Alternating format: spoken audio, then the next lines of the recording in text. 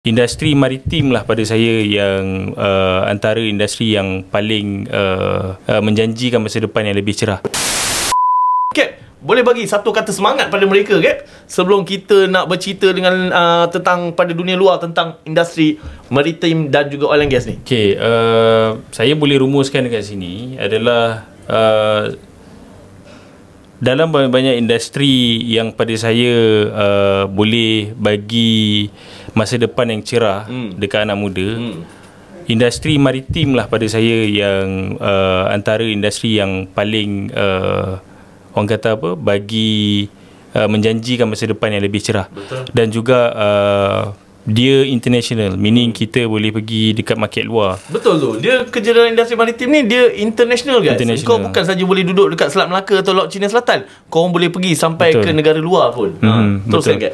Dan juga banyak sebenarnya company-company luar negara tu sendiri yang sedang mencari bakat-bakat yang ada dalam, especially industri expert dalam industri maritim ni, perkapalan ni. Dan salah satu tempat yang dia fokus adalah dekat Asia.